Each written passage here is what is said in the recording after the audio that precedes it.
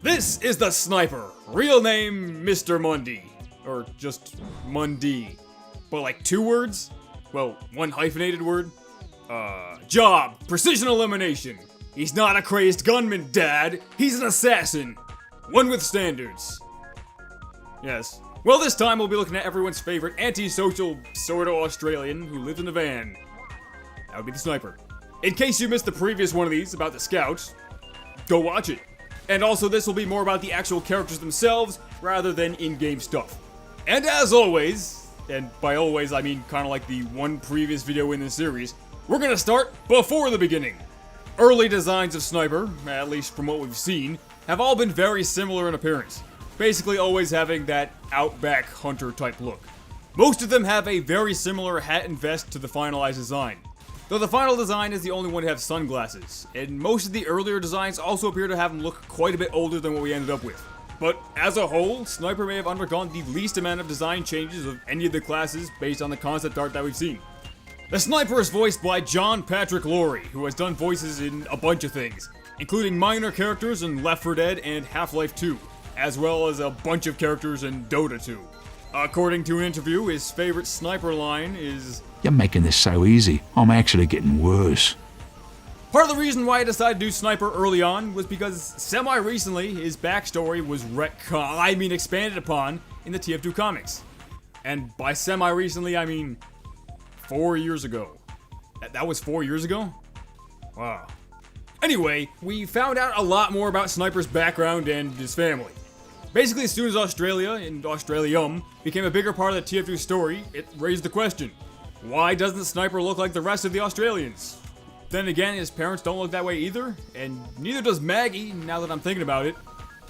But, well, as it turns out, Sniper isn't from Australia at all, but the long-lost country of New Zealand. That's right, there's a New Zealand now. Haha, only in the wacky world of Team Fortress. In the comic Blood in the Water, it's revealed that the people of this New Zealand were quite the opposite of their brutish Australian neighbors. Or at least they seem to think so. They were artists, and intellectuals, and scientists. And just wanting to be left alone, they decided to put a giant dome over their country and sink it to the bottom of the ocean. As you do. This was done at the recommendation of the scientist Bill-bel, who predicted a great disaster if they didn't. That disaster never happened, and after 10 years stuck at the bottom of the ocean, New Zealand is out of money. But Bill-bel predicts another disaster, and is all like, we need to get this country out of water and into space. And then the New Zealand leaders are all like, no way bro, you're why we're stuck on the bottom of the ocean and without resources. Plus your dome was freaking lame. Back at home, Bill-bel tells his wife, Lar-Nah, and baby son, Mun-Dee, it's like a Kryptonian thing, just go with it. He tells Lar-Nah that they didn't go for his plan, and then selflessly volunteers himself to take the only rocket he built out of New Zealand to safety. After all, the person who discovered the danger should be the one to escape from it. But as Bill-bel and Lar-Nah are fighting, their little baby Mun-Dee crawls into the rocket and is launched from New Zealand into the stars. But due to faulty construction, that rocket doesn't reach space, but lands nearby in Australia and is found by an Australian couple. But that was no ordinary baby. Well, I guess it kinda was. But there's a twist! That baby Mun-Dee actually grew up to be Mr. Mun-Dee. The Sniper. So by some incredible coincidence, baby Mun-Dee was found and raised by a family with the last name Mun-Dee. The first name given to him by his adoptive parents is, not known. I assume that'd still be what he'd go by. Maybe it's Jonathan, like his adoptive dad's. Maybe we'll never know. And speaking of Sniper's adoptive parents, according to the TF2 wiki, the artist of the TF2 comics claims that Mr. and Mrs. Mun-Dee were based off Muriel and Eustace from Courage the Cowardly Dog. I couldn't find an actual source for this, but, I mean, I'd believe it. Sniper's parents, more specifically his dad, don't exactly care for his job of, murdering people. Despite the fact that sniping's a good job, mate. In fact, according to a postcard he sent his parents, he makes more than a doctor. When the Sniper dies, spoiler, he sees his adoptive parents who also die, spoiler again, in heaven where they tell him he can't die now because a professional wouldn't quit while there's still work to be done, and that he's a professional. It's probably pretty safe to say that Sniper regards the people who actually raised him to be his real parents. His actual real parents are kinda terrible people, even by TF2 universe standards, where basically everyone is a terrible person. What's kinda interesting is that the whole New Zealand backstory in Blood in the Water actually gives us a pretty good idea of how old Sniper is. That comic takes place in 1972, and Miss Pauling claims that New Zealand was sunk 40 years ago. Assuming she means literally 40 years ago and not around 40 years ago, this would mean that it was sunk in 1932. And when talking to the ministers of New Zealand, Bill-bel claims that he warned of an upcoming disaster a decade ago, which was when the country was domed up and sunk. So again, if we assume that that is a literal decade, this means that event takes place in 1942. If baby Sniper is like, I don't know, let's say 1 year old here, that'd make him born around 1941, which would make the Sniper around 27 during the main events of the game and 30 to 31 during Man vs. Machine in the comics. This actually makes him only around 4 years older than the Scout. And on another semi-interesting note, Sniper and Spy are the only classes that have their original trading card descriptions completely changed from what ended up on the TF2 website. They don't exactly contradict each other or anything, but the newer one is a little bit more descriptive, I guess. And now, let's do a timeline of some more important events in the Sniper's life. 1941-ish. A baby Sniper is born in New Zealand. In 1942, a baby Sniper crawls into a rocket and is launched through New Zealand's protective dome, probably leaving most of the people there to drown. The rocket lands in Australia, where it's found by Mr. and Mrs. Mun-Dee. Sniper grows up as somewhat of an outcast because he can't grow a mustache or chest hair. Instead of getting into fist fights with the other kids, he climbs up trees and throws rocks at them.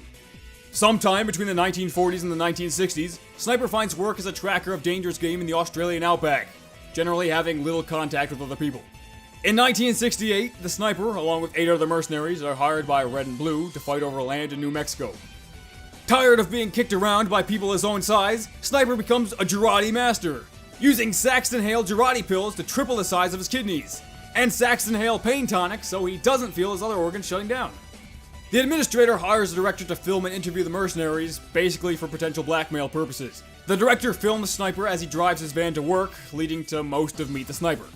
Sometime in 1971, he shoots a tentacle off of a bread monster, because that's basically the only thing he does in that whole short. Later in 1971, Redman and Plutarch Man are killed, leaving Sniper and the rest of the mercenaries out of a job. Saxon Hale rehires the team to defend Manco from Gray Man's robots. In 1972, Gray Man takes control of Manco. The team disbands and Sniper returns to Australia. Sniper's adoptive parents both die around this time. And after going through their stuff, Sniper finds out that they're not his real parents and tries to find an answer to where he came from. He can't. When Demo Man and Miss Pauling show up to find him, he basically poisons them and ties them up. He thinks Miss Pauling knows about his real parents. She does, and then she tells him that they're actually on their way to see them. Sniper, Miss Pauling, Spy, Pyro, Demo, Zana, and Soldier all go to New Zealand to try to find any remaining Australium and Sniper's parents. They sort of find both. The Team Fortress Classic mercenaries, and Medic, show up to capture them. Sniper is body shot twice by the TFC Sniper. What a scrub. And Sniper dies. And he stays dead for 12 hours.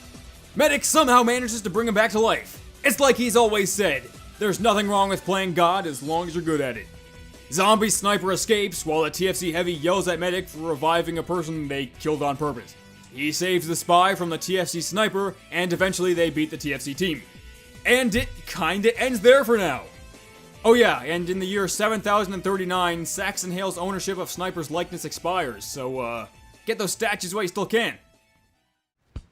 And that was, more or less, the complete history of the Sniper in Team Fortress 2. Last time I asked if there's any specific character you guys would want to see more than the others. I think Soldier came up the most often. So then I did Sniper. Yeah, this time I probably will go based on comments.